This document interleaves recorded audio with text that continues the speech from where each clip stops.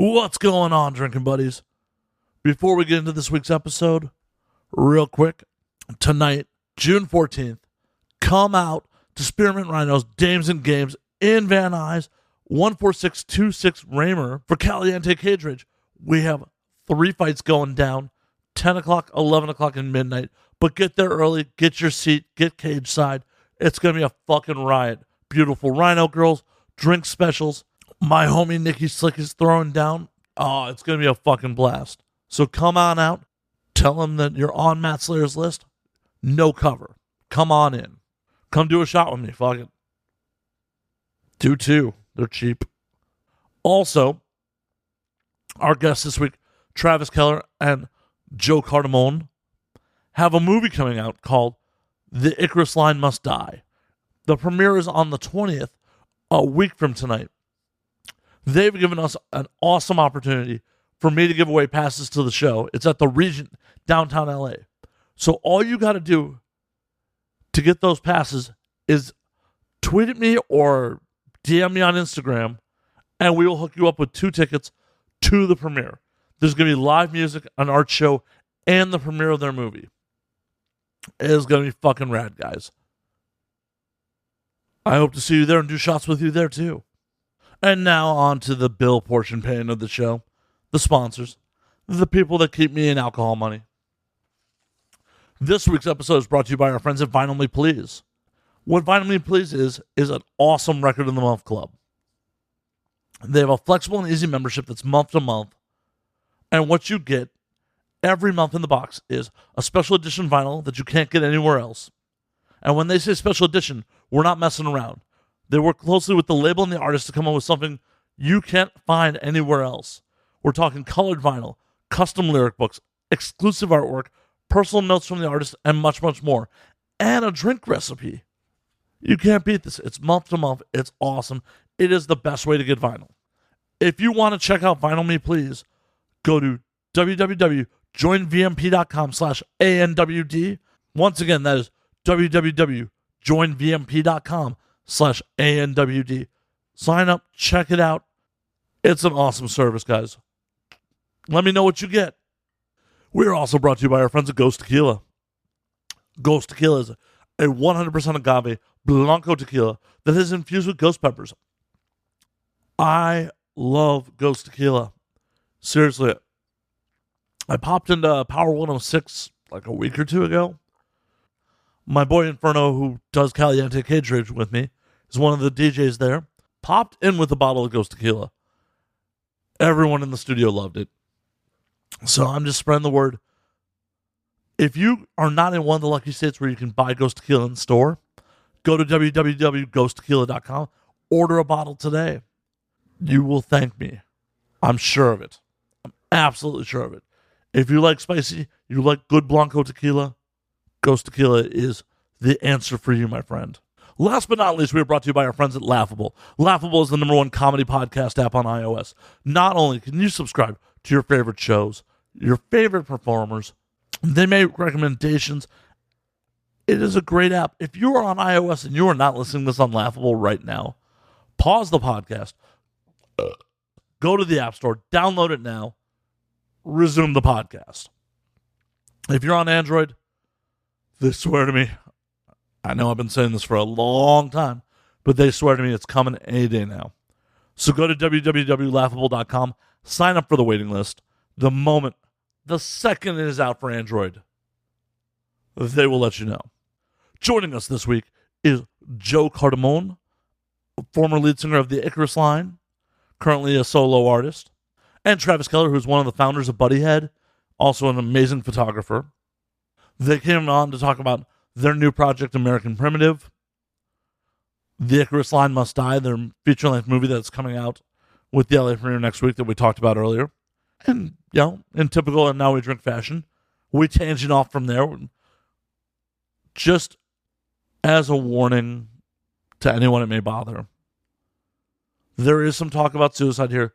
This was recorded a couple days after Bourdain killed himself. So we delve into that shit a little bit. You know, just fair warning. But we also talking about some other rad shit, like obviously what American Primitive is up to, when Joe and Travis met some of their rock and roll heroes and like the positive experiences they had meeting their heroes, that it's not all bad. There's a lot of fun stuff on this one, guys. Don't let the short runtime fool you. They had a hard out. Otherwise, we probably could have kept going for another couple hours. So I'm going to stop making you wait for it. We're getting this on right now. Pour yourself a cold one, guys, and enjoy.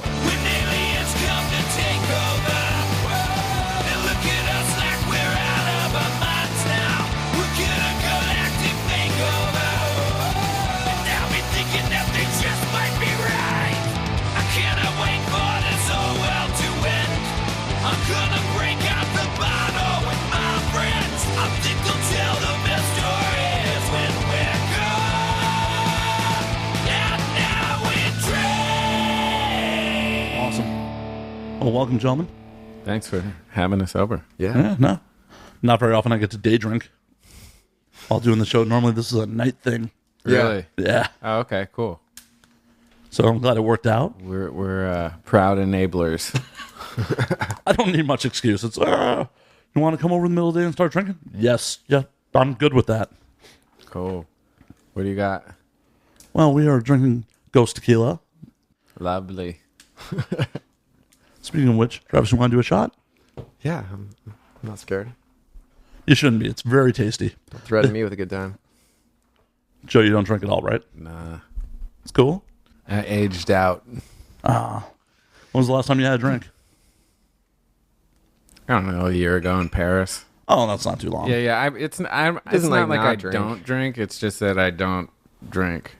It's got to be for occasions. I get it. I totally get it. Like if I'm in Paris and someone has a nice bottle of champagne, yeah, I'm gonna drink that. You know. That's awesome. Yeah. No, I'm always curious when people don't drink, like, you know, if there's a good story behind it. Yeah, I mean, I don't have I never was a drunk or something crazy. I'll make an Alexander brandy on Christmas or some shit like that. I don't know. It's very classy. Yeah, I like to keep it that way. Cheers. Cheers. Well, cheers you with your Coke. Boom. Salute. Salute. Travis, what do you think? Pretty good. Pretty decent. Spicy? It is spicy. Ooh, yeah. Nah, get you on the back end. That's good. And that's it. Killing the bottles. Normally it's not 1 minute into the show we're killing bottles, but Yeah, we move fast. We pre-gamed. pre-gamed, yeah. It's rock and roll. I mean, I get it. We came ready. So you guys got new movie coming out next week Yeah. A feature film. about the death of the Icarus Line. Kind of, I mean, it's really just, to me, it's kind of like a snapshot of, the day-to-day of someone like me, because not all of it's true, so to me, it's like a snapshot of a sort of like working musician, artist, what have you, getting through life in this city, That's awesome. What was the time frame? How long did it take you guys to film all this? I think all in all, I took about 6 weeks off of work, and we pretty much blasted through it in that time. There was a couple pickup shots and stuff like that here and there, but yeah, pretty rapidly for a low budget film. Took about 6 weeks. I mean, it wasn't every day, but I don't know. When the director kind of proposed doing the film to me, I didn't really understand what he meant, and I honestly didn't kind of even know that, it would be more than him with an iPhone and me. I just assumed it was going to be some ridiculous thing that we just banged out in a couple days. And then I showed up to the set the first day, and there was 15 people there, and catering and shit, it was Craft services, what the fuck? Yeah, I mean, nothing glorious, it's like a cooler with some fucking oranges in it or something, but still, it was oh, fuck, I gotta do this in front of people, I didn't, oh, shit, man.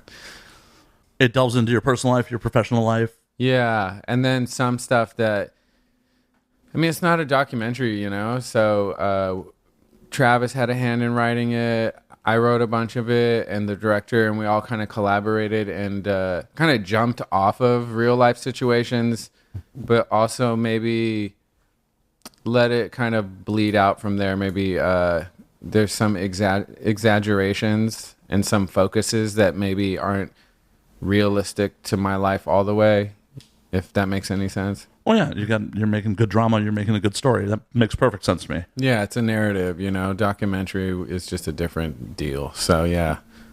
No, it's fiction, but based on true stories, they like to call it. Pretty much, yeah. Bukowski style. Yeah.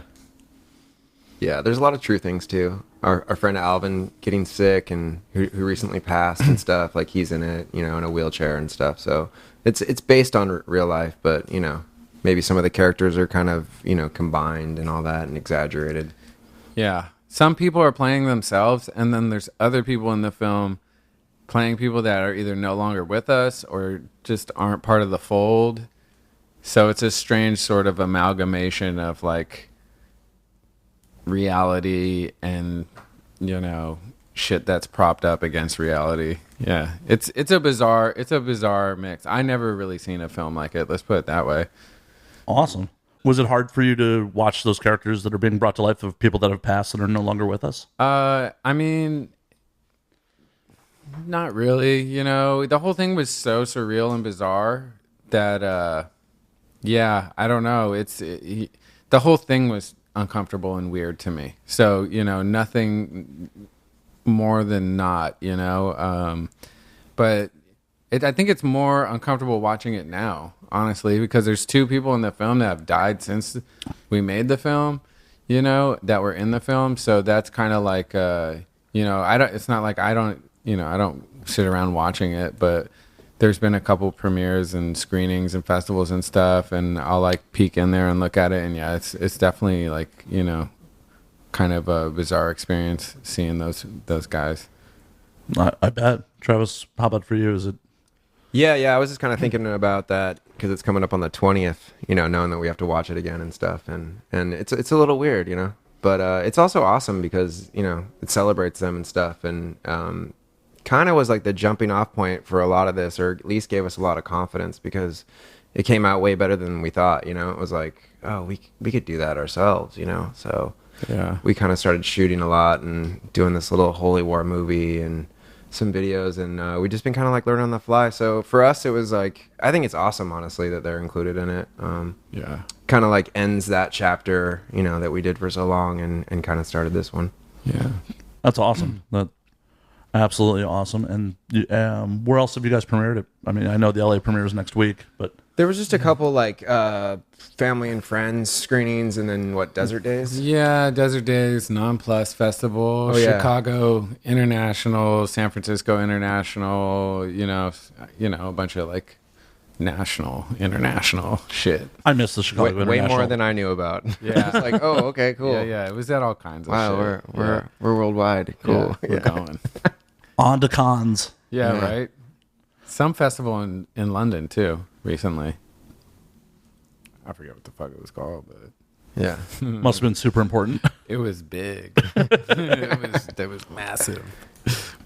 Very cool. And you're working on Holy War 2 right now, right? Yeah. Well, yeah. It's almost in the can. We're just kind of like, massaging it a little bit, but yeah, more or less.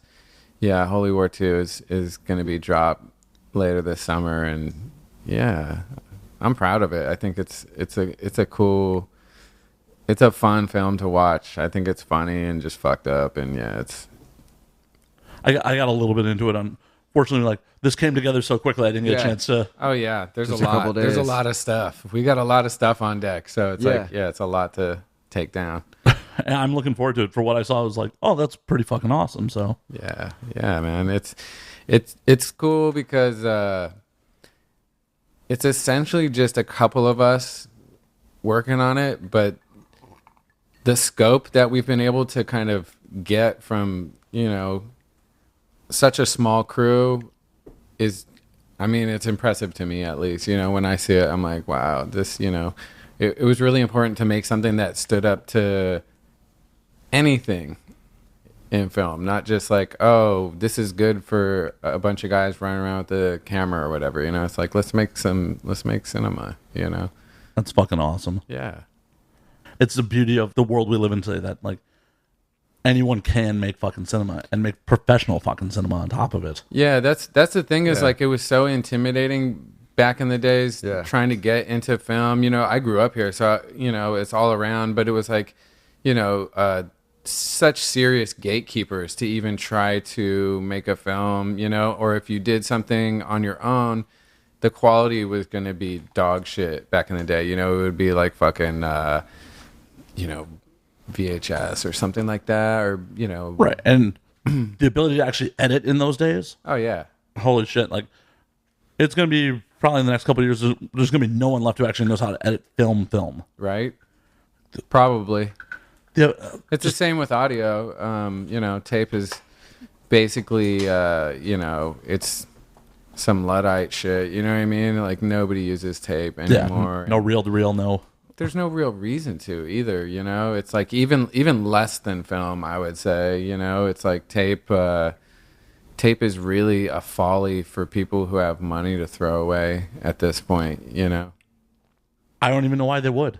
I don't either. I you know, I own a studio, and to me it's just yeah, look, here's why you would. If you have a band that can like kill music live, then you know, you can do it. Otherwise, you better have a lot of money and someone who has a lot of patience, cuz you know, there's just not even that many guys that probably, you know, run tape decks at this point. Yeah, I just couldn't imagine. I don't know.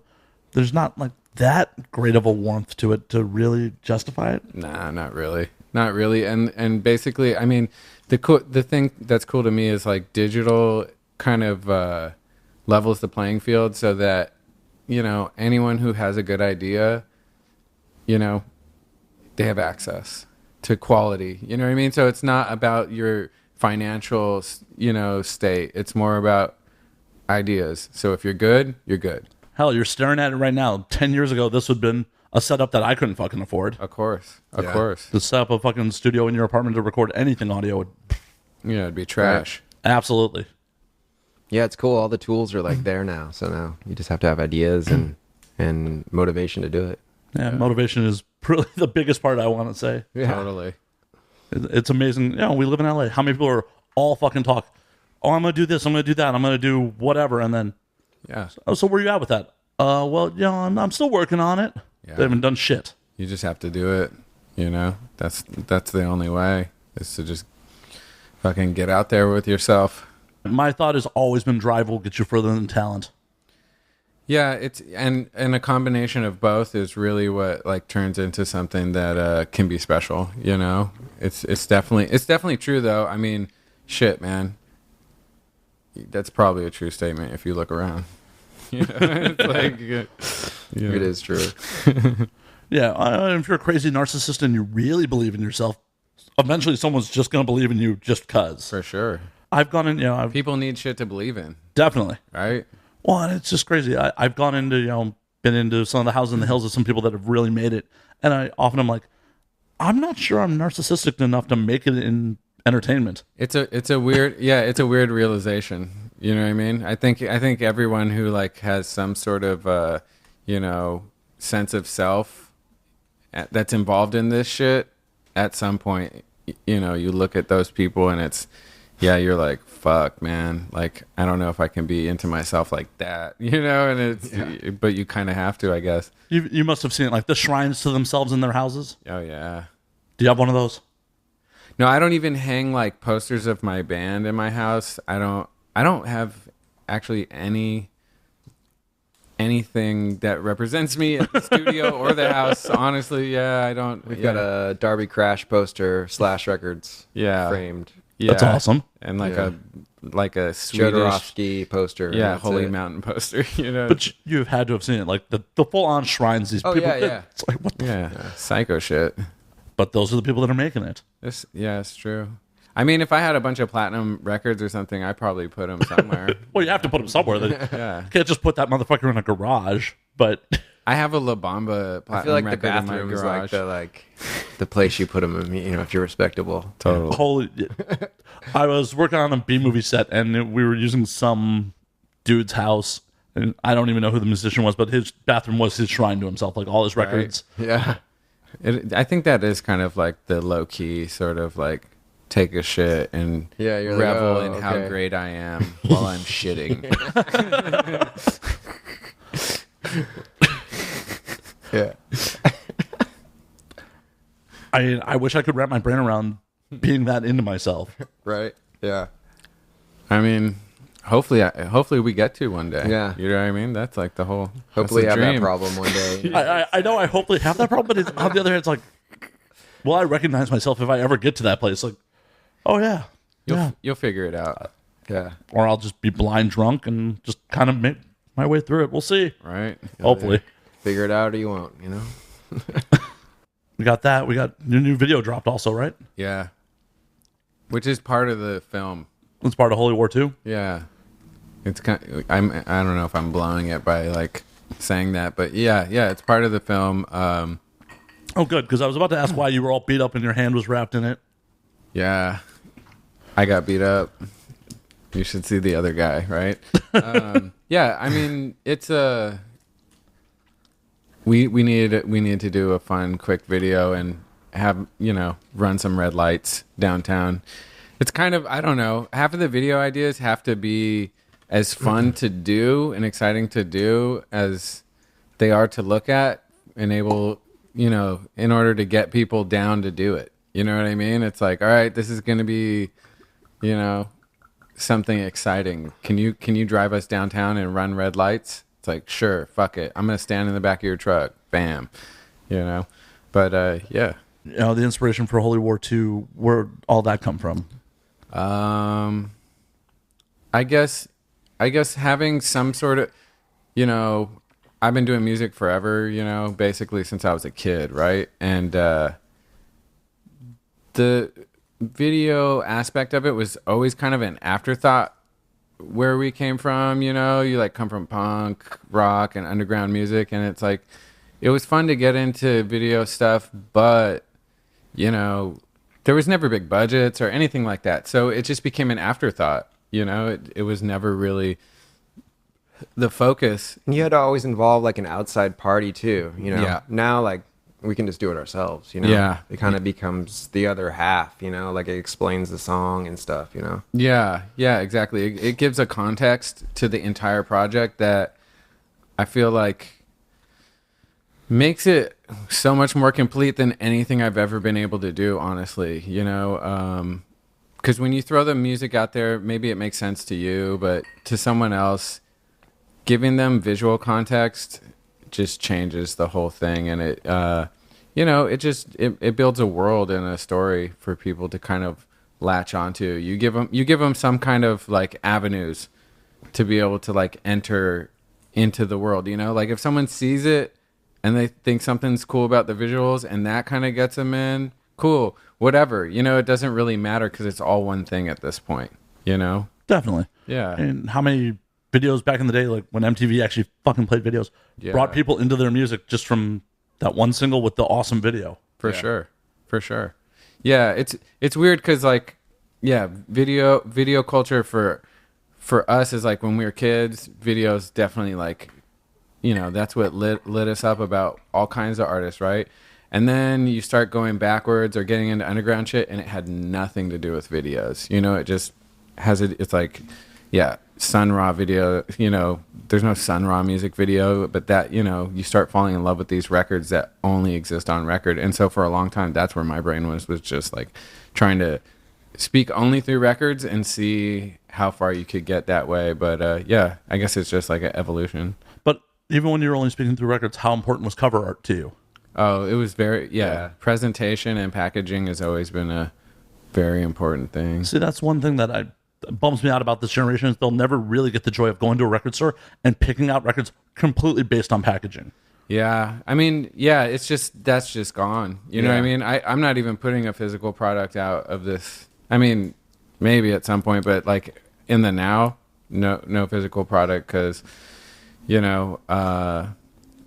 because it's 2018. Yeah, there's no demand for it unless I mean, it's like vinyl. we love that stuff, but at the same time, like we're not, trying to fight what time it is. Yeah, I mean, Exactly. Like we're aware of what year it is. no point in That's pissing away stuff money. I do have a romantic attachment to, vinyls and record stores and all that. Yeah, and we can love that shit, but that doesn't mean everybody else has to. You know what I mean? It's like, Well, I feel a lot of younger people just don't know any better. They were never actually exposed to it. Record stores have been on the decline forever. it's just not their culture. It's just not part of their culture whatsoever. So to them, it's it's just not even. It's alien. I know, and it bums me out because I used to go to like secondhand record stores back in Chicago, and there were a bunch of like decent metal albums I found. I'm like, holy fuck, that album art's brutal. I will totally pick that up. Yeah. Sometimes it was garbage, but Right? Buying records by their covers. yeah, I still do that in the bargain bin because we DJ vinyl only night some night, or at least I do. Yeah. So I still buy records based on the cover, If That's in the awesome. $3 bin, 3 and down. Betty Davis. I'm pretty good at it, to be honest. Nasty Gal. That's one of the ones I bought on the record. That's a good record. Yeah, I had no idea, and I was like, that looks fucked up. And I got it home. I was like, this is amazing, man. I just got a Brad David Essex record, which is a little out there, but it's got some hits. nice. What sort of stuff are you like? What are you DJing on the vinyl nights? Oh, just kind of that, like whatever I can buy for $2, really, and like whatever we got. So it's like $2 vinyl night. Kind of, yeah. It's just like random stuff you wouldn't normally hear. That's awesome. You Rock, hip hop, whatever. doing that in a bar in town, or A couple bars around town. I DJ at Thirsty Crow, and then this other bar downtown called Bernadette's. It's like a beer and wine bar, like a couple times a month, very cool. just to kind of get out of the house. Man, there's absolutely nothing wrong with that. Yeah. Nothing like exposing some people to some weird vinyl. Yeah, having a couple drinks. Get some free beers, see some friends. Yeah. It's a good place to have people come and see you, A little networking on the side, Very Hosting. cool. Travis, what all have you been up to besides working on Joe's projects? That's kind of been the focus of it lately. We've been pretty busy with all this stuff, honestly. Yeah. Been doing that. I don't know. You want to explain American Primitive? Yeah, I mean, we've been starting a creative collective. We've been in the process over the last couple of years building this creative collective called American Primitive, and it's the easiest way to explain it is it's just a group of us thrown together to help each other make projects and to help get things off the ground, be it Travis's photo book or a short film that I'm working on, or a short film that we want to do for somebody else. Kind of just pulling our resources and supporting each other and supporting other artists that need homes and stuff like that. That's very fucking cool. Yeah. What else has been coming out of American Primitive then? Right now, we're working on a little piece, a conversation piece between like Joe and 4 other artists, I think. Yeah. Something like that. Just about like, just a little piece. We're going to do like mini docs coming up, and almost just like into, little docs on artists' world. Like, talk to them about life and how they create and all that kind of stuff. Yeah. And there's a lot of we've been working on front loading a lot of the material we've been working on. So we've been designing T-shirts, designing all kinds of stuff that nothing's really been released yet. We've just been kind of front loading so that we have shit.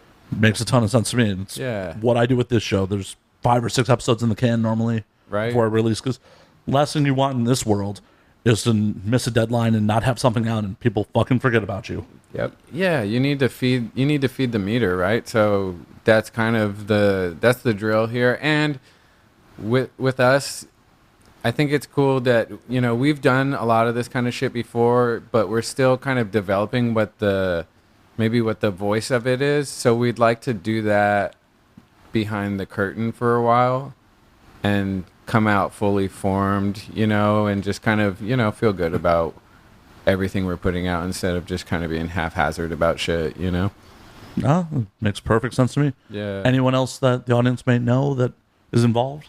I mean, there's a lot of people involved that we're not going to talk about right It's now, kind of like but- a natural extension of what we've been doing since we've known each other for 20 years. It's just, Yeah. you know, it's a little more organized at this point, and there's kind of a vision again now, but it's, you know, this is kind of what we've been doing forever. Yeah, it's like less. Now we just have more tools. Yeah, we have more tools. It's a little less journalistic and probably Yeah. more cinematic in scope, you know, than previously. But you know, it's just because we've wanted to create this original content forever, and we kind of are just falling into the means of being able to do it, which is pretty cool. It's pretty exciting to be able to, you know, I don't know, 20 years later, still be able to work together on cool shit. And yeah, no one's, you know, put us behind bars permanently.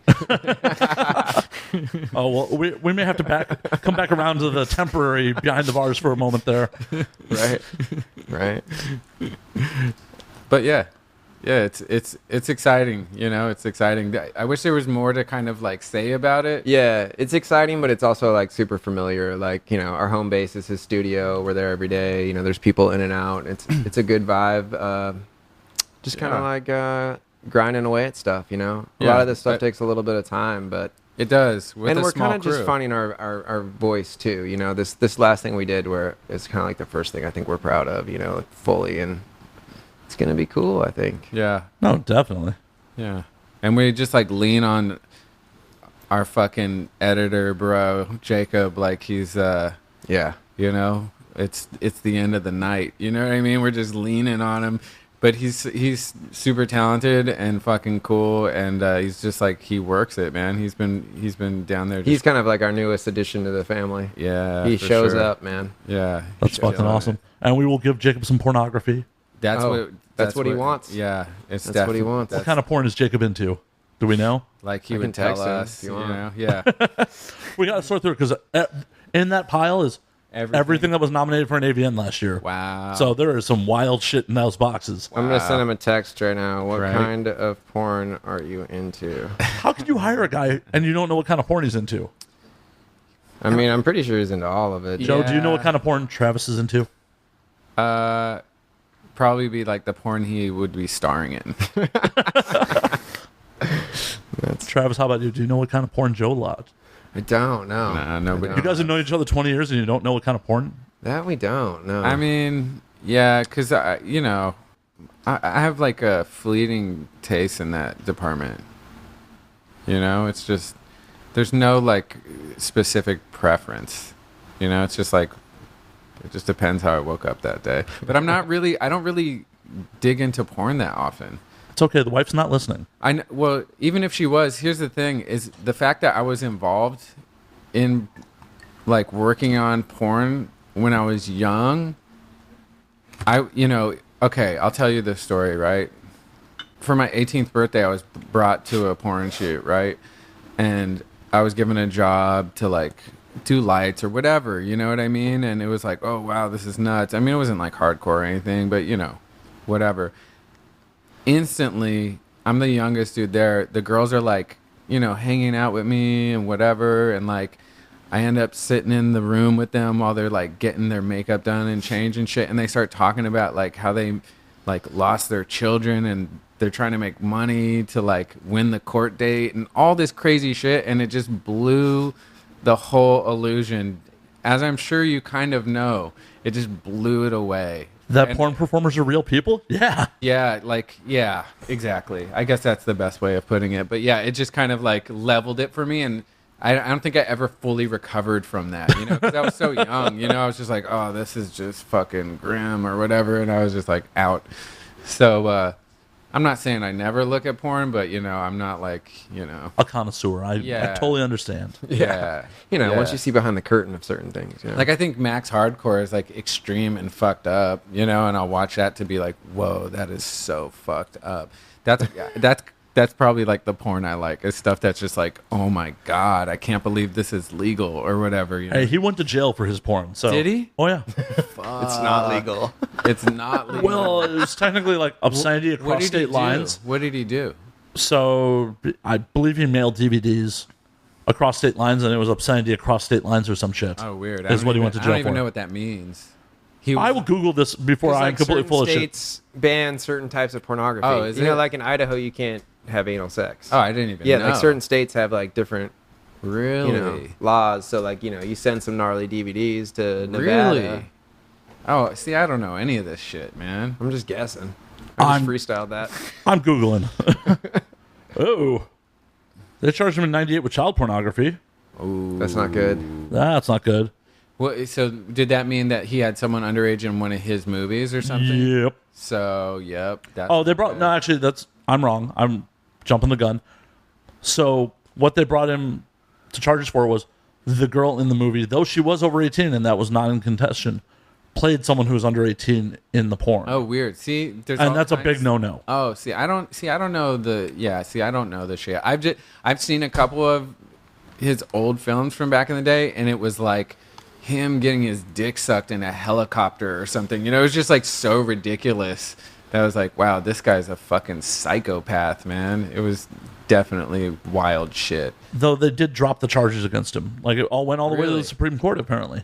He fought it back. Yep. So is he in jail or not? He did do some time. I'm getting to that. Oh, okay. Max Hardcore. Guess he's been in trouble with the law a couple times. Oh, he looks like he's been in trouble Yeah. with the law a bunch. I believe it. You know, he looks like he's...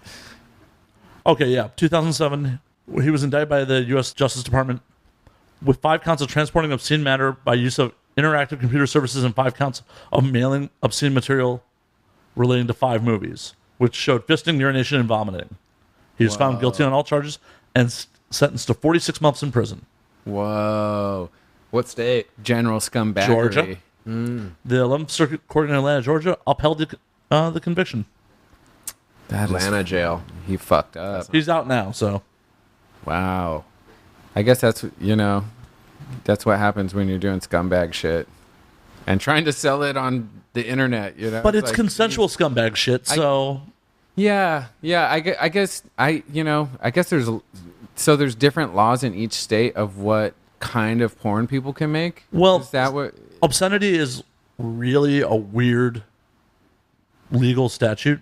Yeah. It's set by societal norms as it's defined. Got it. As one Supreme Court justice said, I'll know obscenity when I see it. Ugh. That's tough. So the urination and fisting and vomiting, generally any other bodily fluid in a sex scene beyond urine Yeah. can be charged with obscenity Really? because society's not cool with that yet.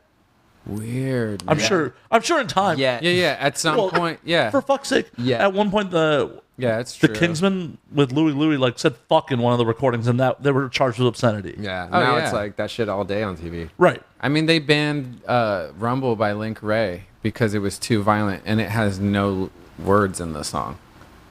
That's That wild. Yeah, huh? that song was like banned on radio stations because it was like because it has this is- distortion and yeah, delay. it's like threatening Yeah. violence. And it was just a guitar and drums, Affected. you know? So, I mean, go figure. Yeah, you're probably right. At some point, it'll just be like, this will be a thing of the past. And it'll be like, okay, what about the horse? You know what I mean? People are going to start like wondering if that's okay or whatever.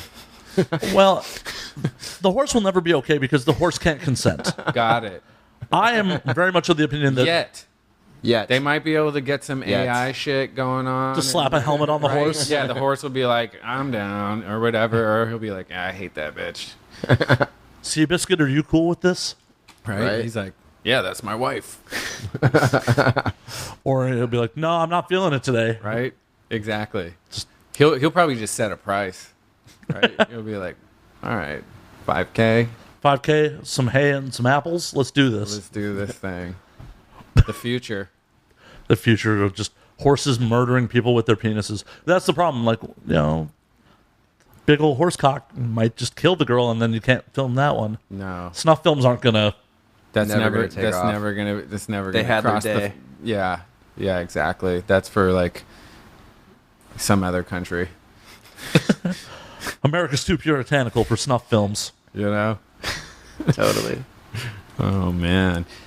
Yeah. Can we take a smoke break? Is that Of cool? course. Yeah. Sorry, we're back from break. We just had to Yeah. fill our vices real quick. Exactly. This show wouldn't be this show without a handful of vices being filled during it. So since you have like a lot of experience in porn industry and stuff like that.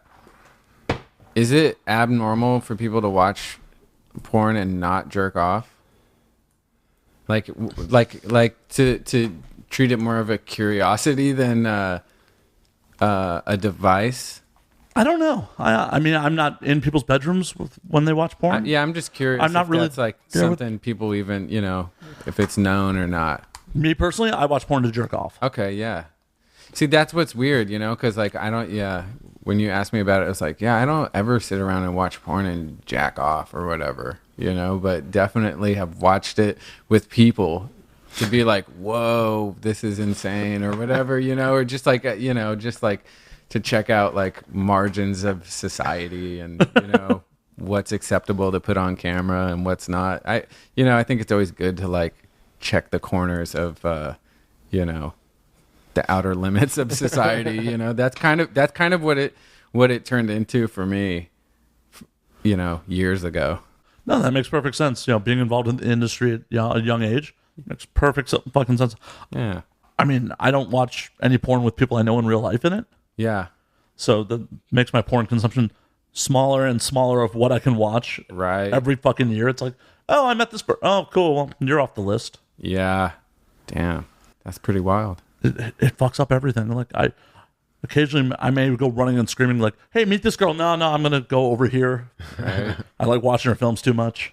Yeah. Like Travis was saying, it's like meeting some of your heroes in art or music or film that can backfire. It's nice when it doesn't, but it definitely every once in a while can backfire. And then like maybe a record you loved is pretty much burnt forever because of the person you met.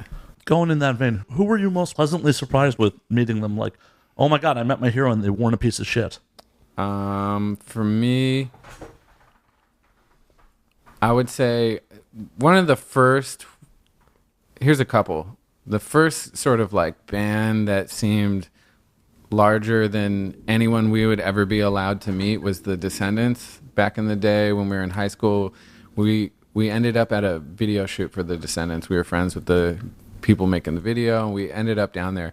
And we saw, the guys in the band, and we met them. And we were playing a show that night in the South Bay in an area that they were used to frequent back in the day. And we asked them if they would come play the show with us. A bunch of like 17-year-old kids are like, come on, man, come down, play the show. And they're like, sure, yeah, where is it? Yeah, sure we will. And we're like, oh, okay, yeah, that was stupid. Why were we asking him that?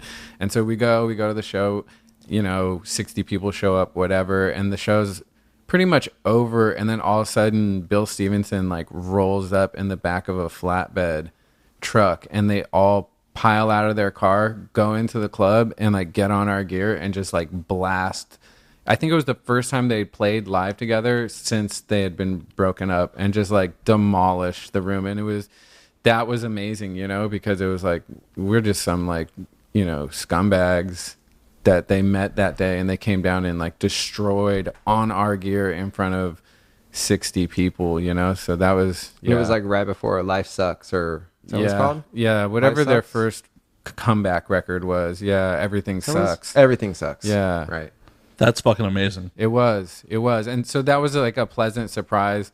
I think there's a couple key ones. Like another time we got asked to go on tour with Primal Scream in the UK, and, we looked up to them. And when we showed up, it was almost like instant family vibes. When we showed up, it was like, oh, okay, we can smell our own type shit. And they were just so warm and embracing, and it was cool because we were just youngsters, and to be kind of embraced by people you look up to like that was really, really great. And one of the last ones for me was I worked on a soundtrack with Nick Cave and Warren Ellis, and ended up, spending a lot of time together, and both of them were like the sweetest, funniest people that I've ever met, and kind of even like breaking maybe like stereotypes that people maybe like would, project onto them as performers or whatever, and pleasantly surprised by all those. That's fucking awesome. Accounts, yeah. It's always nice to hear like stories of people being fucking cool, because I know we yeah. all have stories of meeting heroes and just it being absolute shit shows. For sure. Yeah, and we don't have to get into those. But No. yeah, the ones that are great, it's cool because it also just kind of validates that, how you should treat people that maybe look up to you that way as well, and it kind of it's good. It's a good thing. We're all fucking just people. Yeah. And I totally can understand someone who's been in entertainment for a long time and just dealt with masses of people being dismissive, but it's really refreshing and nice to hear when people aren't. Yeah, it is. And it kind of, then it makes it, when you have an opportunity like that to meet somebody or interact with somebody that influenced you, it makes the art that much better at that point, because, it's like, oh, cool, this person is like beyond real. It almost kind of makes them like larger than life at that point, instead of like scaling a person down. When they're cool to you and you guys get to relate on a human level, it, to me anyways, it makes it even more impressive. When someone's a dick, that just ruins it. And I don't know, for my mind, I just start seeing the cracks. It's hard for me to separate it at that point. And I see the cracks in their material, and it's like, oh, fuck that guy, Yeah, it's hard to support what they're doing when you're personally slighted by them. For sure. Or if, exactly. Or if they're just like a bum out in general, it's just like, oh yeah, maybe what they're doing is a ruse, or whatever. Travis, you have any good stories on meeting someone awesome? A lot of the similar ones he said. I think that the people from X, a couple times, I did like a North by Northeast show that actually Joe played and a few other people, A. Bondi, but they played, and I became close with them through that. And then I was doing a bunch of shows at Harvard and Stone, and it was my friend's birthday, and I called Exene and I was like, "You're her favorite artist, will you come play?" And she showed up 3 hours later and played an acoustic set, and then DJ'd till 2 a.m. And that is fucking amazing. Was like the coolest, and then tried to pay her at the end of the night, and she was like, "No," and like, she's a legend, No. They were always really cool. That was the one that popped in my mind, That is fucking awesome. Mudhoney too. Mudhoney. Very They've cool. always been really sweet to me. I was like 14-year-old seeing them in Seattle, and they were like bigger than Nirvana before Nirvana got big, and ended up giving me like a song for a comp, and I've played shows, and always been like super warm and sweet, That's fucking awesome. Childhood idol. Yeah, no, it's always great. Like I met Dino from Fear Factory not too long ago. He actually did the show a while back, and I randomly just happened to be wearing a Fear Factory shirt to another show, and he walks in the door at the bar, and I hear, "Hey man, nice shirt." Look up, like, "Oh shit, hey Dino, what's going on?" I was on an all access for that show. We ended up backstage together bullshitting, and it's just like, it was so awesome to kind of bro down with someone whose music I was listening to in high school, and just him coming on the show, him being a real dude, like, it makes me appreciate the music even fucking more. It's fucking awesome. For sure. Agreed. Glad we're all in agreement. On a complete side note, though, that show at Harvard and Stone sounds fucking amazing. And if anyone ever questions why we pay so much fucking money to live in LA, shit like that is why. For sure. Yeah, I mean, it's like when Prince did, 17 shows at the Forum, and half of those nights he went and played in some club in LA right after those shows. Shit like that is, even if you don't go to it, it's cool to just know that it's happening. No, he used to always do that. I've got a good almost Prince story. I was in Hawaii, and we were at a bar, and we left, and our friends stayed, and there was like 6 people there, and he showed up and played a full set at the bar, like right after we left. It was like, oh, that'd be so fucking magical. He was great, man. He was so good. Here's some fucking Prince. Right? Here. Travis needs to refill. Oh no, he's got a beer. Cheers. Yeah, fucking Warren just sent me his recording of his last performance in Atlanta, and it's all on piano. It's gorgeous, man. And the last song he played was Purple Rain. wow. On piano. Yeah, it's serious. I'll Dropbox it. Dude. That sounds sick. It's ridiculous. He was just too. He wasn't human. He was one of those where it's just he was too good. No, absolutely. At least on the plus side, they found scientifically, like, that women keep the DNA of every partner they've ever had. So there's a lot of women with Prince's DNA in them. Whoa. That is true. That is true. That's real? That's That is real. Yeah. Fuck. You just trying to figure out how many women have I don't know your how DNA. I feel about that. I want it back. I mean, it's just from raw dog, and you have to finish in them. What else is there? Well, oral occasionally. So it doesn't work that way. I don't know. Actually, that's a good question. Right. I know it works vaginally. I don't know if That is bizarre, man. Wow. Yeah, I did not know that. Yeah, it's a fairly recent scientific discovery. Yeah, it kind of like tripped me out right I've heard now. that one before. Really? Yeah. Oh, shit. Well, I mean, there's anecdotal evidence of when someone having sex with someone, unprotected, finishing in them, and then your partner developing your allergies temporarily. Really? Oh, that's just too bizarre. Wow. Okay. So, ladies, maybe you don't want to let everyone inside you. Yeah, that's just too bizarre. That just, oh, man. I have to apologize for anyone who's stuck with my DNA. My bad. Right. Sorry. Oh, man. Funny. Was Prince like the biggest loss of a musician in your minds in recent memory, or? I mean, him and Bowie to me were, Those are the big ones, yeah. yeah, I think for everyone, they, both of them impacted, beyond even being a musician, just what they did for culture and moving things forward in general, and the way people think about, art, sexuality. They were just huge in ways that, like, I think there's so many people that have been impacted by them that have no idea that, like, what they're enjoying today is only possible because of something they did. It's just there's definitely a huge void where they were. I totally agree, and it sucks that Lemmy passed shortly before them, but Lemmy wasn't really unexpected like they were. I mean, everyone thought Lemmy was going to die 10 years before that or something. I mean, he was one of those guys that was just, it was like, he's either going to die today or he'll never die. It was that kind of guy, he was hard. And he was playing shows almost till the fucking end, which is fucking beautiful. For sure. Yeah, for and sure. he was on prescription speed. They told him if he got off that, like, he would die. So the doctors started giving him speed. Yeah, they told him he had to switch to clear liquor, though. Right. Is that true? Yeah. They told him no more brown liquor. He had to switch to vodka. Oh, Wow. Didn't know that. That's crazy. Prince was the shocking one, because, like, that wasn't, he wasn't open about his personal life to people, but all you ever saw was this guy that never seemed to age. It just seemed invincible, Absolutely. Sure. Yeah. I mean, I guess a heavy opiate problem might do that. Right. Yeah. And then, recently Bourdain.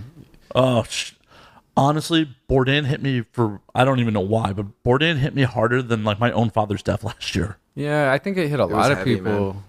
man. You just see it on social media and television and all media, really, that, he meant a lot more to people than maybe they knew. I think part of it is people can't wrap their brain around it. They can't wrap their brain around his demons, his mental illness, the fact that the man is known for having a lust for life, for seeing the world, for meeting people, for traveling. Yeah, having the best job. Just having, when you say live the best life, most people look at Bourdain's. Yeah, for sure. Yeah, for sure. And then he takes his own life.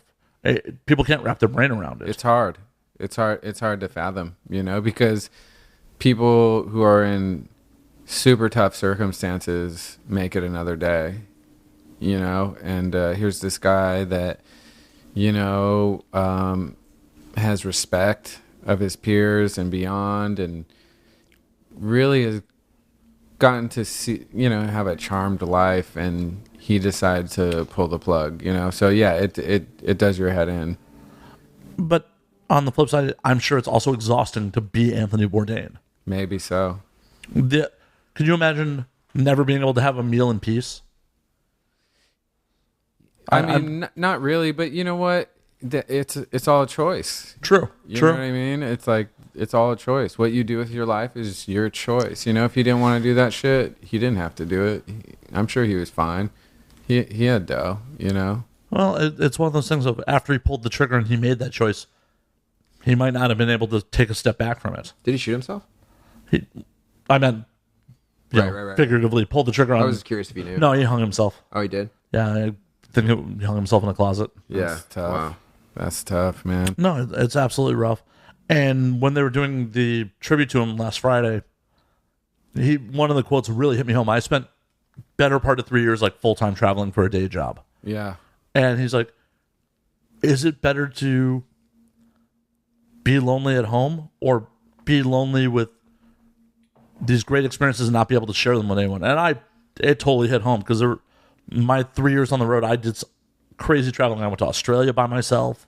Yeah. And it was just like, this is awesome. Kind of wish someone else was here to experience it. Yeah, traveling alone sucks. It doesn't suck, but it's a different thing. Being able to share it with people you care about it really makes it that much better. It really elevates the experience. Oh, definitely. And he just, he also went on to talk about like when he came home, other people had gotten on with their lives and he was still, just kind of a guest in his own life. And that hit home for me too. Of course. I mean, we spent, a large portion of our 20s on tour and coming home to a place and people we didn't really know, I mean, we missed award ceremonies where we like won awards and shit. And like, just were not around for anything that was happening here. I mean, at one point I came home, I didn't even have a place to live because I just, what was the point of like paying rent on somewhere and, coming home to LA where I'm from and not having a place to live, it can fuck with your head for sure. Oh, I'm sure. I mean, I'm sure you experienced this too. Like friends having inside jokes that you were just like, these are some of my best friends. I don't get what's going on here. Like I wasn't around for the inside joke. We were fortunate that like all of our best friends were on tour. Yeah, we were kind of all in the same boat. It was just like we'd come on to girlfriends and, miss birthdays and stuff like that, miss Christmas. For sure. That's still fucking rough. For sure. Yeah. Family time. It's rough, but life's rough, Oh yeah, No life's matter rough. what, life's rough. It could be way worse. Let's put it that way. It could be way worse. We could have never traveled. Yeah. True. That would have been worse. Yeah. True. I mean, it's all about perspective. For yeah. sure. The person who's sharing an apartment with 7 roommates right now, barely scraping by, Yep. they have it much worse than we do. Yeah. It's all just fucking perspective. It is. Yeah. It's just a different lifestyle. You know what I mean? It just throws you into a different zone when you're traveling a lot like that and for long periods of time away from home. It's just a different reality completely, because, for me, I never get sick on the road or hardly. I never get sick on the road. You're lucky. Yeah, it's weird. I never get sick. I've never really lost my voice. And I'm always like more fit than I've ever been because I'm moving and I'm walking and I'm just engaged in life. At home, it's really easy to get stuck in the day-to-day grind and just kind of, if you're a habitual person, being at home is just, it's, I don't want to say that it's dangerous, but it's, it can become, boorish after a while and you can kind of burn yourself out without thinking when you're traveling and moving from city to city every day, for someone like me, it's the most alive I ever feel, even though, I always have anxiety before doing it because I know that like I'm the kind of person that doesn't go out. I eat the same fucking thing for breakfast every day. I like do the same 5 things before I go to sleep every night, like some kind of psycho shit, and on the road that is obliterated, so it's always like, oh fuck man, I'm gonna have to, I'm getting thrust into the, they're shooting me out of a cannon. But after a week of it, my demeanor completely changes and it kind of like fixes me in a way that like few other things do. Oh, I'm right there with you. I love travel. And time, for me at least, when I'm traveling, time seems to slow down so I can really like savor the fucking moments. Oh yeah. When you're at home, when you're in your routine, like, holy fuck, it's June of 2018 already. I feel like just fucking the year just started. Yeah. Your problems kind of go away when you're on the road, you know what I mean? It's just like you can outrun pretty much anything because it's like, what the fuck, someone calls you from home, it's like, the fuck can I do about this? Like nothing, man, so it's just like, shit, It's not that reality. sucks. It's not your reality. Yeah, Yeah. exactly. It's a break from everything normal. So for you guys, where's your favorite place you've ever traveled to? I mean, I ain't gonna lie, like Italy, of course, Italy. I'm Italian. I have friends there. Shout out to Nero and Stella. Yeah, anywhere in Italy, Milan, Rome. For some reason, the first time I even like walked my feet on the streets of Rome, I felt like I was home. There's some blood shit going on there. There's just a beautiful way of life there that is kind of the antithesis to what we get here. That people try to like replicate it, but it's more of a facade here. You know what I mean? They try to there's similarities because California's coastal and shit like that. But yeah, it's just a different way of life. The food supply is different. I don't get allergic to bread over there and none of that shit. It's just a different thing. So that's where. Travis? Yeah, I like all those places too. Those places are sick. Super committal. I don't know. I like Paris. Paris is sick. Paris, Spain. I don't know. I don't really like Japan that much. Really? Yeah, same here. Japan's like the one that everyone's like, oh, I love Japan. I'm like, not really into it. I love Tokyo. It's like weed's illegal. They sell little girls' panties in vending machines. It is cool being like the tallest dude on the subway though. You're like, I could dominate at basketball here. You know what I mean? But like, I don't know. Japan's one of my least favorites. Germany's one of my least. I don't know why I'm getting negative, but it's cool. It's cool. Yeah, I don't know. Paris I like a lot. If I could figure out how to make money there, I'd live there. Germany flipped for me over the last few years because I used to feel that way about. I think Germany. what I'm thinking of is German festivals. Yeah, those are fucking weird. Yeah, they're they weird. have the weirdest taste in music, man. It's I ska metal fusion. Yeah, there's some weird shit. I haven't done any of the music festivals. I did Oktoberfest for the first time last year, which was a ton of fucking fun. Yeah, I'm sure that's good. Like they know how to do serious that. bratwurst. Yeah, just insane food, giant beers. European vacation, dude. Yeah. It was great. I found out, like, the audience has sadly heard me rant about this a couple times. The traditional, like, Bavarian wench garb. Yeah. So if they tie their sash to the left, they're single. In the center, they're in a relationship. To the right, they're married. It's like, why does not everyone's garb have that every day? Right? Just all three. It's like, hey, I know you're single. Cool. What's up? Right? What about back pocket? That's some other shit, huh? That's prison shit. Yeah, that's some other shit right there. That reminds me, we were supposed to circle back around to a little bit of jail stories. I mean, that's not happening. I never.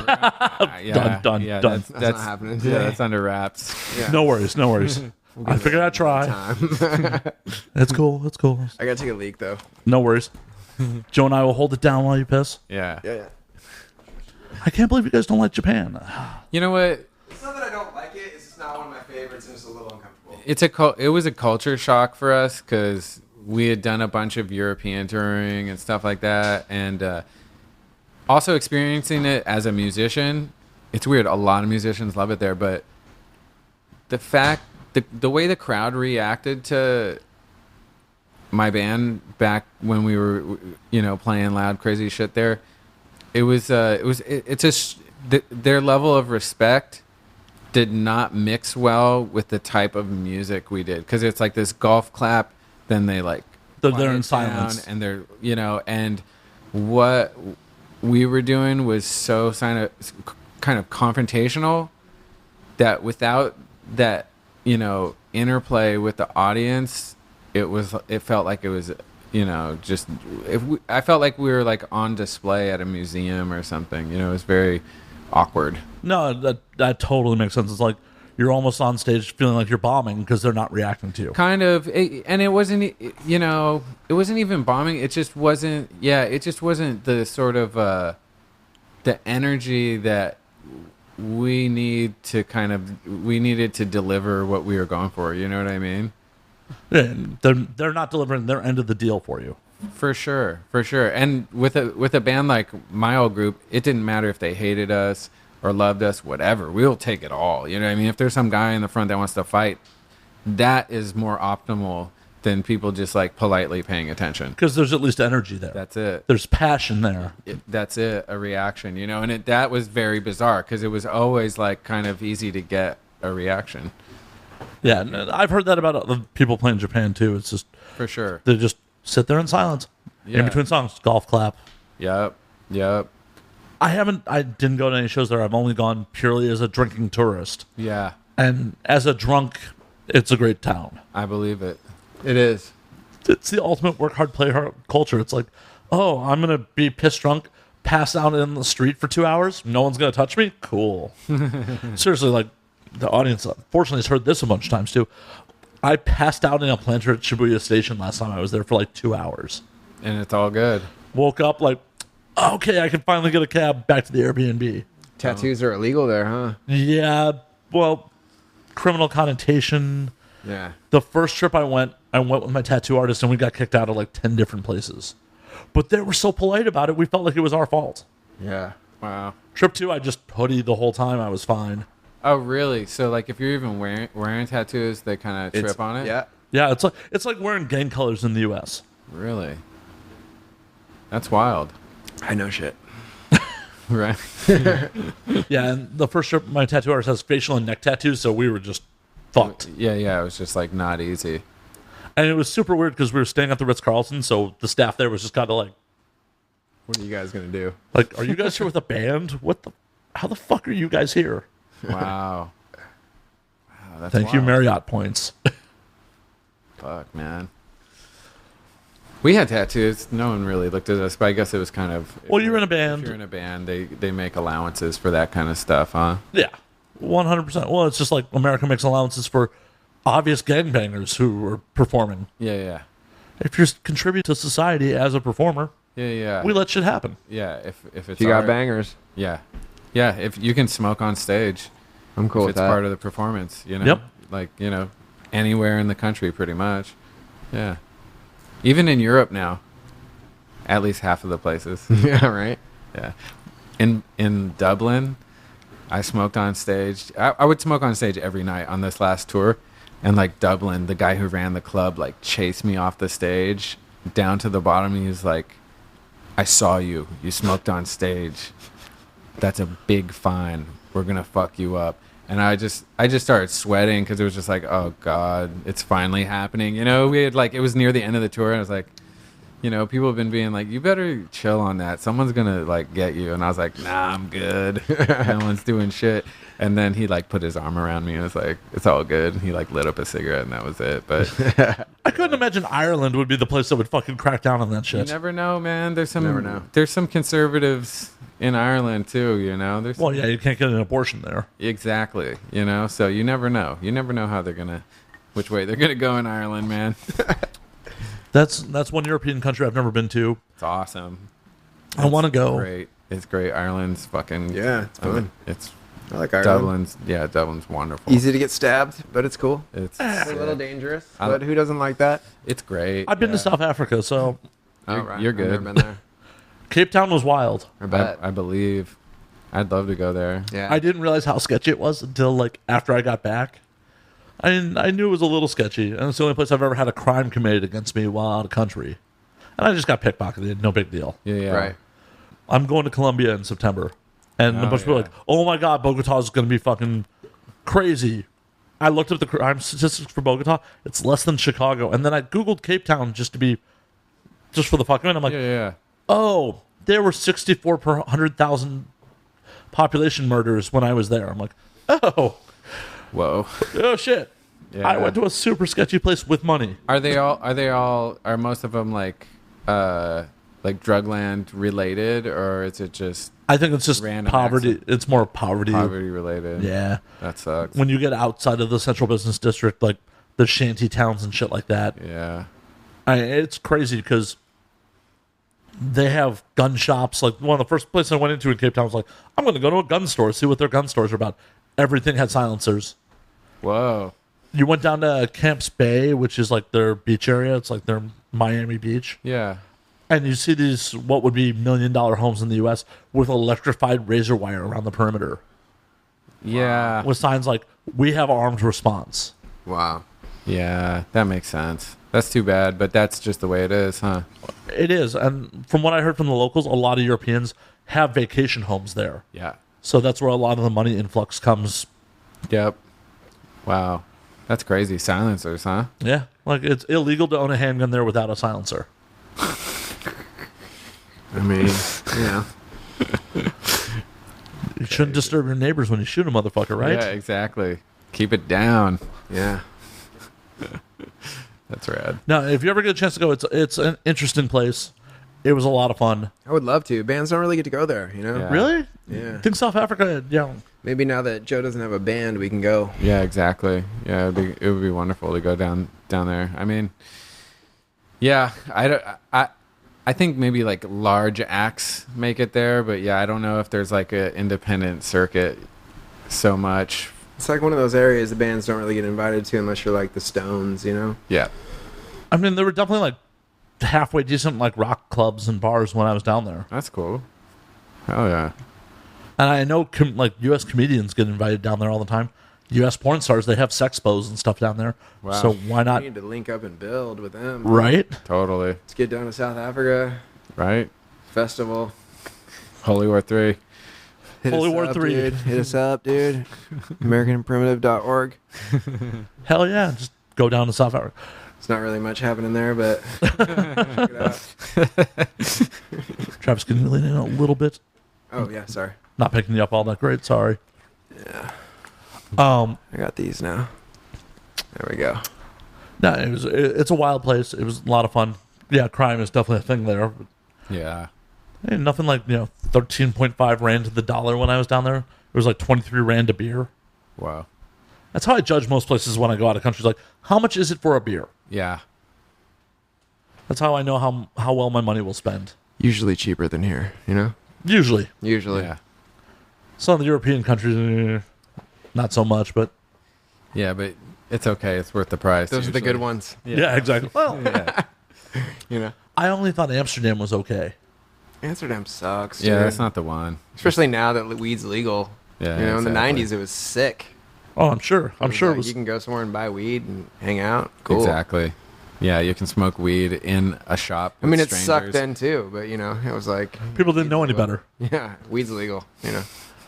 Yeah. Well, I don't smoke weed, so Oh, well, yeah. yeah. Well, I quit smoking weed a long time ago. It's not that I never smoked weed.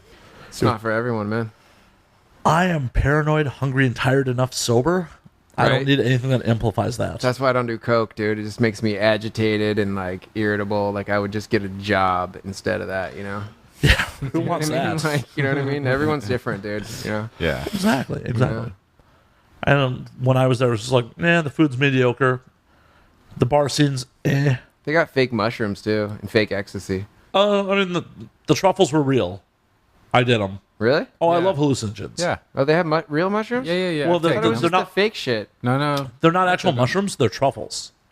So what I was told by a local was some fucking dumb tourist, when the mushrooms were illegal, took a bunch of mushrooms and did something I took them really when they were stupid. legal. Really? Yeah. I went to a peep show with Monica. It was so fucked up. Oh, okay, let's hear the whole story on this. I mean, it's not a long story, but, we were... Was that the same night we took Alvin to get a girl? No. Well, yeah, maybe. Maybe. They had these shops called Smart Shops, and that's where the mushrooms were, and you would go in and, like, fucking novice, right? So we just took whatever and just ate it, and me and our merch girl at the time, we were just walking down the Merch street, girl. yeah, merch girl, whatever, pal, roadie, Merch girl slash bodyguard, drug dealer. yeah, drug dealer, well, bodyguard. that's why she's the merch girl, right? Exactly. Yeah, we walked by a peep show, and we were rolling. Troy Boy was with us too, and we all we squeezed into one of the jerk booths.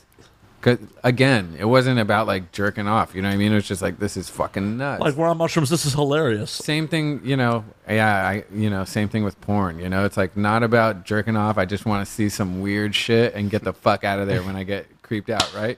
So like we go into this thing and the little window slowly lifts up and there's this like rotating what do you call it? Lazy Susan, like a mechanical lazy Susan. Lazy Susan. Or whatever the fuck you call it, you know? And this girl is on all fours, and this creepy dude with a mustache is like drilling her from behind, and he's looking right into my eyes the whole time, going, yeah, yeah. And I'm just tripping balls, and it freaked me the fuck out. And it was just like, you know, about 2 minutes of that, and it was like, get me out of here, you know, and ran into the streets, and it was like, okay, yeah, this is better. But yeah,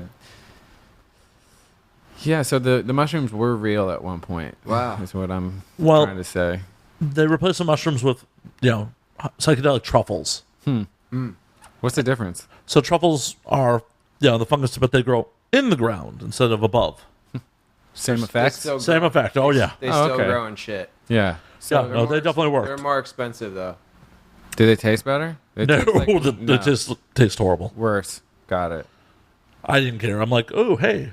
Give it a shot. Yeah, no. That's cool. Had a good time tripping balls in Amsterdam. That was one of the best nights while I was there. Yeah. But otherwise, it's like, I have no interest in the red light district. I See, gotta- that's another thing. It's like, yeah, I don't really have any interest in it personally, but like walking up and down and seeing it, I don't know. I guess I just like to see fucked up shit, and it's definitely intense. Oh, no. seeing that. It's rad to look at, but I'm not buying. No, me either. You know, but you know, it's wild. I always like to be out of my element though, you know. Yeah, it's I wild. like to check out new stuff. I do too. I 100% do too. The blue lights. Who knows what those mean? You know. Oh, I know exactly what those mean. For the audience at home, if you make a damn sure, the blue lights mean transgendered. Is that what it? Yeah. I had a feeling it was that, but I couldn't. You I know, didn't know sometimes that. they got a Oh, yeah. blue light and a red light.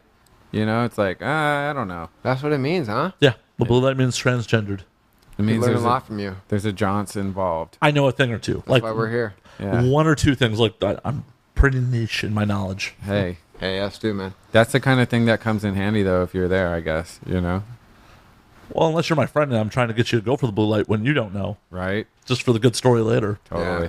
It happens. I'm a horrible friend. Is the moral of the story.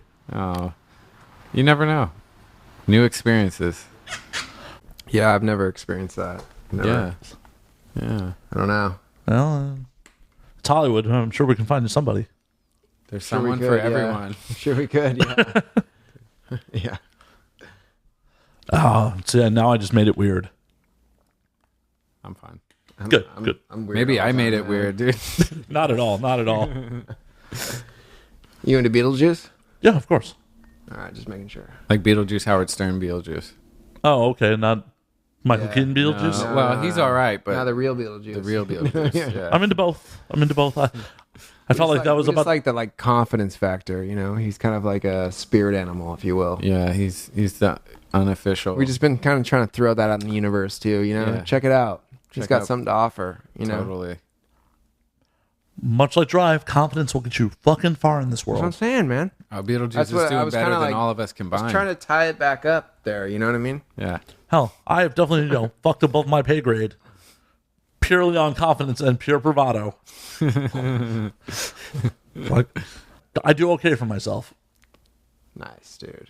Confidence is key. That's what it comes down to, man. Yep, exactly. Combo. It's like, no, this is where you want to be, girl. And it works. Sometimes it works out. Sometimes it doesn't. I don't lose any sleep over it when it doesn't. I guess that's you know how you keep your confidence intact. Yeah, just not losing any sleep over the opinion of I got a people you don't question know. for you, man. What's up? You got all these movie posters. What are your top 5 favorite flicks? Ooh, that is so fucking rough. Give me by genre, because Just like if we had to like watch some movies today and like smoke weed, what would you put on? okay, You know, nothing serious. Just like what Nothing would you put on serious. today. let's go Pulp Fiction. Good one. Can't go wrong with Pulp Fiction. Yeah. Let's see. Strange Days. I don't know that. Do you know that? Yeah. Joe seems unimpressed. No, I just haven't. I just haven't seen it in a long time. So I don't know that I'm movie. trying to. Remember It's got some 90s camp to it. It is a sci-fi movie from the mid-90s written by James Cameron, directed by Catherine Bigelow. Yeah. Is Mick Jagger in that one or no? No, that's I always get that one mixed up with another one. Sounds good though. Stars Ray Fiennes, Right. Tom Sizemore, Angela Bassett. Shout out the Hurt Locker. Fuck yeah, Child of the Hurt Locker, another beautiful Catherine Bigelow movie. And it takes place in L.A., New Year's Eve, 1999, in a very much more dystopian L.A. Yeah, it's like an apocalyptic Los Angeles. I lived here then. Yeah. And Ray Fiennes is a former vice cop who sells the drug of the future, which is playback of people's memories. I feel like I've seen that, dude. Yeah. It's Anyway, go on. Sorry, I didn't mean to like. No, I really love that movie, so But I I'll was happily like, I talk don't know about what it. that is, but like, what else? Let's see, what else? Trying to think. Like, I have such eclectic taste in movies. It's really like trying to narrow it down to 5 is rough. Beethoven. With the big dog? I mean, I love dogs. Airbud. Airbud. Airbud. Let's see. If I got 3 left. See, I'm trying not to just give you like, oh, this is a classic movie answer. That's all good. It doesn't matter. Don't think about it. It's hard not to think I'm about holding it. out for Space Jam 2. I just heard that's happening, dude. Oh, no. I am sick of these fucking cash grabs. just They're heard making about that, Back to the dude. Future 4. Are you serious? Michael J. Fox just announced that shit. Is he in it? Yeah. Oh, I'm down, dude. I just watched Cobra Kai, dude. Oh, Cobra Kai was amazing. Amazing. Yeah, it was. Great. It really Amazing. was. So trash, but so good, dude. Yeah. Exactly what I wanted, dude. Honestly, Like, it was great. I loved it. See, but I didn't feel like that was But I loved it. Dude. I didn't feel like that was a soulless cash grab. Like a lot of these sequels just feel like, No, dude, that was like No, it was a real show. yeah, that was a real show. But a lot of these movies that are like those way late dudes sequels. wanted it for the last 35 years. Yeah. dude. Are you joking? They've been, that was like they've been thinking about it. that was a passion project for all of them, dude. They also both needed the work. That too. That's what I'm saying. You know, it was a passion project. Dude. For They've been 35 years, they're like, we need a job. we need to do this reboot. You know, Right. but like they did it well. No. I got YouTube Red just to watch it. Yeah. There's so many ways you could just fuck something like that up. I Probably lucked out. more My ways to girlfriend has fuck it it up already. than to do it right. You know, and they did it right. So that's respect. You know what I mean? Yeah. Because it would have been way easier to fuck that up. Oh, and yeah. Just make it. I thought a it was drag. awful. I saw it. You know, Really? the trailers. Oh, the trailers. And I was Yeah, like, it this was is like- awful. And then Joe told me it was rad. And I was like, all right. And I got through like episode 2 and it was like, buy YouTube Red. And then I figured out my girlfriend had a subscription and I was like, yes. I'm good. We share everything. Hell yeah. Hell yeah. So number 3, back to the movies. I didn't forget about that. I'm not letting myself off the hook. Children of Men. I like that one. Beautifully shot, beautifully acted. Like Yeah. there is no fat on that movie. Yeah. It's a good flick. Michael Caine. Michael Caine, Killing it Old like John always. Lennon. fucking he's Clive playing. Owen kicking ass. Yeah. Heat. Yeah. Yeah. For sure. I was That's my number 1 really. favorite movie. Yeah. It's Did you go when they had the theatrical showing of the re-release? Did you go see that on the West Side of Town? It's like a year and a half ago. it's killer. Oh, it was fucking rad. Michael Mann, like starting from Manhunter up to Heat, that whole era is The best. yeah, it's pretty untouchable what he's doing with the way the films look and feel and sound. It's even Thief, even going back to Thief, but really from Manhunter up to Heat is, man, he was on some shit right there. Heat's like the peak, dude. It is a beautiful character development. Just the look, too. The look, The pace. the all pace, of it. everything, the dialogue, all of it. It's amazing. And that's the first time It's like action, but not too action. Right. You know what I mean? There's still dialogue. It's Yep. still smart. You know? isn't that the first time Pacino and De Niro are in the Yep. same flick Yep, or something and like that? they have the least amount of screen time together. More screen time you And give. dude, Malibu. Yeah. Every movie with Val Kilmer's good, dude. Right. Honestly. Did you see his letter to Bourdain? I didn't. Oh, you should check that out. It's pretty. He's pissed. Really? Oh, I pissed. can imagine. Yeah, he's not having it. As far as what? He's just like, nah, man. He's like, he basically went into something. He's like, when my tongue was swollen in my mouth for 3 months and I couldn't like eat food and, you know, goes into this whole shit about his life. He's like, I didn't kill myself. You know, he's like pissed. Wow. Yeah. Well, that's shitty. I mean, you know, it's his that's opinion. his reaction, though. That's You his know, everyone reaction. reacts different. Like, you know, Exactly. like that's Exactly. the thing. You know, it's like people get to react. You know, It's They like, do. Everyone has like a yeah, reaction. it's super visceral. You know, it's like a super visceral, just like, I'm not saying it's right. I'm just saying like he gets his reaction. You know, No, It's he gets his America. reaction. I can react to his reaction. And I'm saying you can't. You weren't the man. You don't know what the fuck was going on in his head. for sure. No one knows, dude. Right. I can't wrap my fucking brain around it. I think everybody's kind of perplexed, to be honest. It's one of those. It was shocking. I mean, can't say I don't understand. You know, but Yeah. like still, I I mean, can. I have some conspiracy theory definitely friends who don't are like, understand. Bourdain was murdered. that's what I'm saying. Yeah, I don't understand. Oh, you think he was murdered? Well, Yeah, I'm not saying that, but I have some conspiracy Oh, yeah, theory there's- friends that there's are like two throwing that people- out there already. Like, Oh yeah, of course. I mean, I've already honestly, heard I don't it. care. Yeah. I mean, it doesn't sucks he's matter. gone He's either gone. way. Yeah. You know, I mean, Yeah. This is the only time when the conspiracies will actually kind of like take any sort of bloom, because it's so kind of unimaginable to people. So it's easier for people to run with that kind of shit, you know. But why would they kill him? You know what I mean? oh, he did say he was going to poison Trump if he ever served him a meal. Yeah, but you know. No, there's no real good reason. Yeah, there's no. You know what I mean? He's an author on TV. You know, he's no. You know. No, he took his own life. Yeah, Either that or ladyboys killed him. it could happen, I mean, it probably happened to Cardamone. right? Fuck. And I don't know if that's considered a conspiracy theory or not, but there was definitely some articles I've read where like there was proof that Cardamone was murdered, Really? and the Thai authorities just didn't investigate. I mean, I believe it. I've been to Thailand. It's a shit show. So, you know, anything goes over there for sure. You know, I've been there. Yeah, it's fucked. They're not investigating anything. You know what I mean? It's fucked. It's a fucking, yeah. And the end result is that either way, not any less dead. That's the thing. Once you're gone, you're gone. Might as well just try to wait it out if you can. Yeah, no, that's always my thought process when, you know, occasionally, you know, human beings get down. Yeah. You know, whenever I'm super down, I'm like, the ride's short enough as is. There's no reason to get off early. Yeah, I think when it comes to a chemical thing with people, it's that you know, that instinct to survive. You know, their serotonin is, you know, or whatever, is drained completely. You know, and when these things happen inside people's brains, I think just like even that animal instinct to survive leaves them, and it's you know, I'm just imagining it because I don't really have suicidal urges, but I've dealt with loved ones who are like mentally ill and shit, and I've seen it firsthand where it's just, I think they don't even have the components available to them to survive.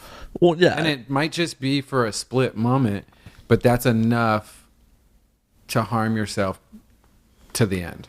That's why the majority of gun deaths are suicides, because For sure. that's the shitty part about guns. It's like, hey, you have that split-second suicidal thought, you can execute it.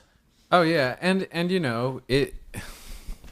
We don't know how the human brain works at all. No, not at all. So people are pumping in medications in and out and trying to control, you know, some of the ups and downs, and you know, I think they're still trying to figure out how to push buttons in there, and sometimes everyone's fucking different, you know. So sometimes, you know, the medication does not work the same as it does every day, right? If you take medication on the reg, or if you've ever been prescribed things, it doesn't always react the same way every day. So there's just so many factors in it that could leave someone defenseless to a suicidal moment, you know? No, definitely. It's crazy. The human mind, you know, most things in life, if you do this, this is going to be the outcome. Yeah. And there's so many variables with our mind and so much we don't know that the variables all over the place. For sure. And my roommate's popping out. I think I opened his door on accident looking for the bathroom. Sorry, man. Morning. He's used to it. That's downside of the show being hosted here. I apologize.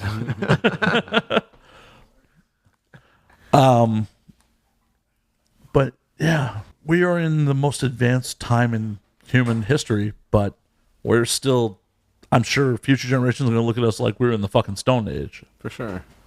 For sure. Like, oh, when they can live for 200 years. You know what I mean? but do we really want that? I mean, I personally want that, but do we really, as a society, want that? I mean, I think you should have to prove that you have some sort of redeeming quality for society to be able to even, What's considered a redeeming quality? I don't know. I think that could be very broad. Well, that's the problem. It's super broad, and who's the gatekeeper on that? Because there's going to be some piece of shit who makes it through because the gatekeeper's his cousin.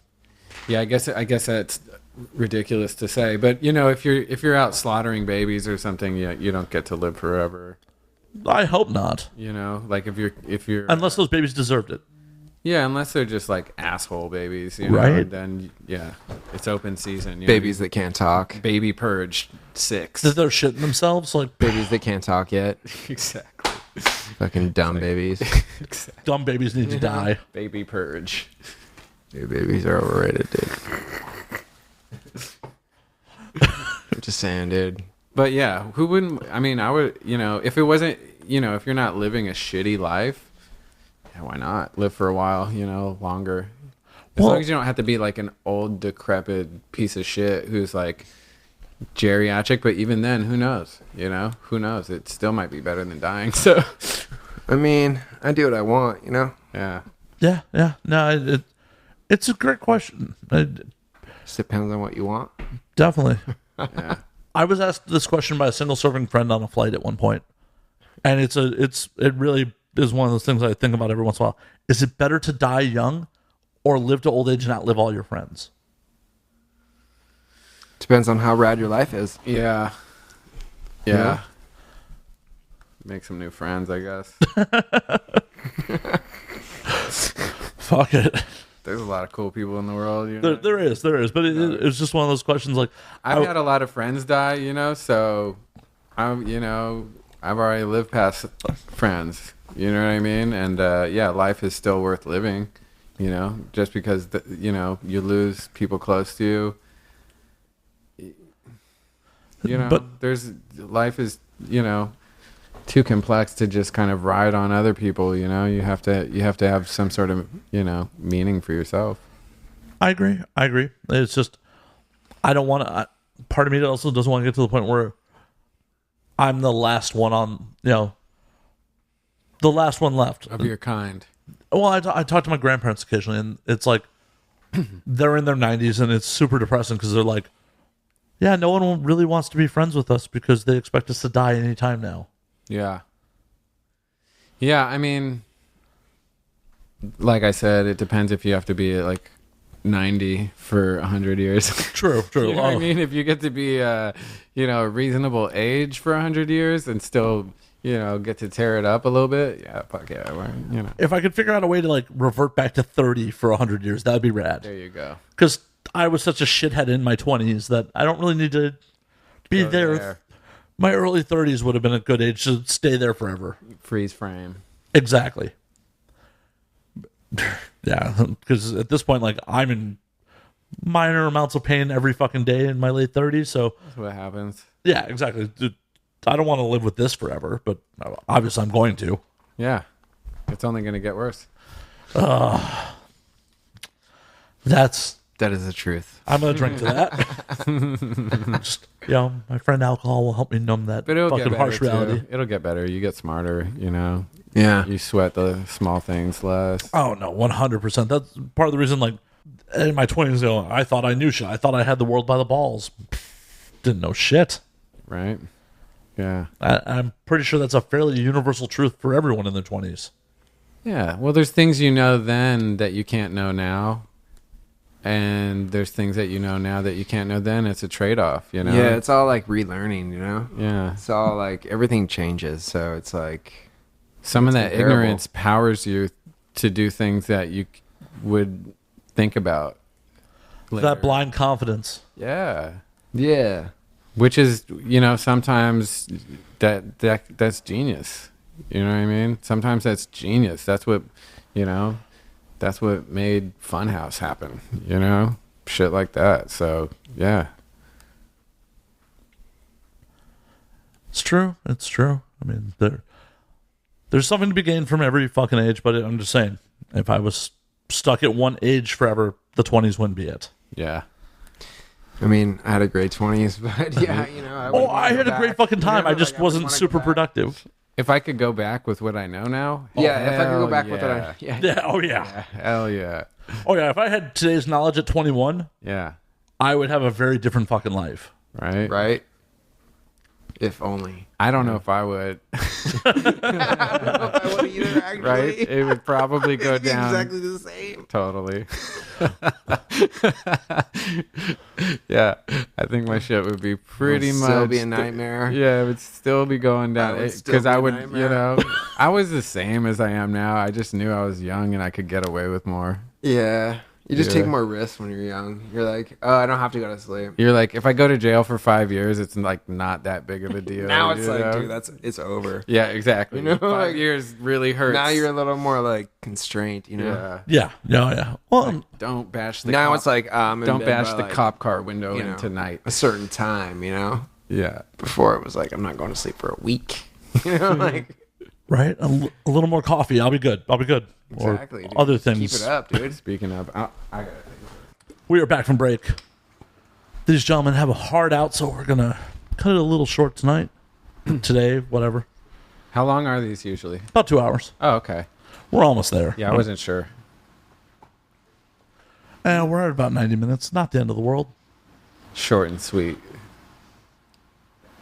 Travis is just thinking about women's cage fighting. Yeah. Yeah. It's mind-blowing. He's like, so while we were on break, then they were smoking. I showed them some footage from Caliente Cage Rage. Invited them out, so hopefully Joe and Travis will make it out to one of the next fights and you get to hear them again. Sounds wonderful. Yeah, you know? So we'll get you guys out of here. We'll call it last call right now. What do you guys got going on? What can you tell the audience about? You got the premiere on the 20th, right? Yeah. I guess what's happening all that night? We're premiering the Icarus Line Must Die. It's kind of the first public premiere of the film, and then it goes theatrical, I think, the next day, and it also will be on like VOD and shit like that. Very cool. I'm performing some new material from Holy War collection. Annie Hardy is performing.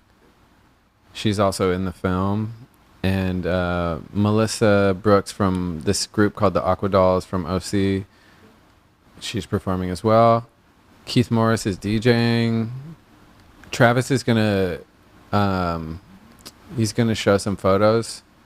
He's gonna do a little bit of an exhibit. And what else is happening? That's pretty much it, right? That's it, yeah. Yeah. It's gonna be cool. It's gonna be cool, and the Regent's it's a great space. It's a great theater, and it's definitely the right environment to see what I'm about to unleash. You know, it's definitely the right space for that. It'll be loud as fuck. Fuck yeah. Yeah. It's going to be a fun night, yeah. Awesome. So, if any of the listeners want to come check it out, how they go about doing that? Can they? Can we do a contest? Yeah, we can do a contest. We got some, like, tickets to give away. Some pairs. Awesome. What do we do? This is like the first like legit contest we're doing on this show, so. Email you or like you on Facebook or Oh, yeah. whatever people do these days, you know? Right? Send me nudes. No, don't send me nudes. Send this dude nudes and the worst Dude nudes. dude The worst nude. Oh, the worst dick dude's pic. nudes. Yeah. the worst dick pic you can Win. send me gets free tickets. There we go. I will endure that for you guys. I had a good time. There we Yeah. go. No fair Googling fucking weird dicks. Like, you have to send your own weird It's got to dick. be legit. Like, hold today's paper next to your dick. That's how Right? you get in, man. Totally. We'll figure it out. But seriously, like, hit me up on Instagram, Twitter, whatever. We'll get you some pairs. I'll be in contact with Travis and Joe. Come out, check it out. Travis, Joe.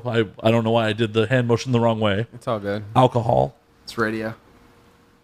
Yeah, I know. I just totally outed myself on fucking up there. Radio. It's all No good. one knows. It's an audio format. No one would have known. Special effects.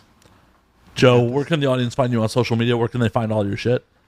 I don't know. Search his name, man. Yeah, just Google me. Google me, bro. Yeah, Google me. Travis, how about you? Twitter, Instagram. I don't do a lot of that. No. Google Travis Keller. Don't actually. Actually, don't. Don't. You should, because you get some interesting articles. You do, yeah. Just follow Joe. Just follow Joe. Just follow Joe, dude. Joe's where the art is, dude. I know there were so many other things like I googled before you got on that I wanted to touch on and we didn't get a chance to. So we will have to do this again at some point. We can do it again, yeah. for Awesome, sure. awesome. Yeah. So we're gonna get them out of here. As always, you can find me at Matt_Slayer on Twitter, Matt Slayer on Instagram, Matt F. Slayer on Facebook, Matt Slayer on Snapchat. You can find the podcast at And Now We Drink on Instagram. No, it's And Now We Drink on Twitter, And Now We Drink underscore on Instagram, And Now We Drink on Facebook. I'm gonna keep drinking because they started me at fucking 1 p.m. So It's on now. Is your real last name Slayer? fuck no. I was gonna say, dude, that is sick. No, it's my shitty porno stage name. That was the first thing he asked me. I was like, and I don't know the answer. That's why No. I just asked. 100% is not my real last name. Okay, cool. You know, they kind of require you the minute you show up on a porn set to come up with a fake last name, I got you. and this is honestly my shitty high school nickname. It's a great name, man. Like I was that kid Roll in high with school. it, man. I Yeah, like it. ride that Roll one. with it. I've been rolling- I'm not trying to break you down. I'm trying to build you up, man. I've been rolling with it for almost a decade, so I'd hope so at this I point. love it. It's yours. I love it. No, but yeah. No, it is yours, bro. Thank you, Yeah. thank you. Embrace it. Till Slayer, the It is band, yours. sues me at some point. But They're all dying, dude. It's cool. Yeah. rest in peace, Jeff Hanneman. Yeah, it's over. You got this. All right, till next time, y'all. Stay Thanks filthy. for having us. No, it was a pleasure. Peace.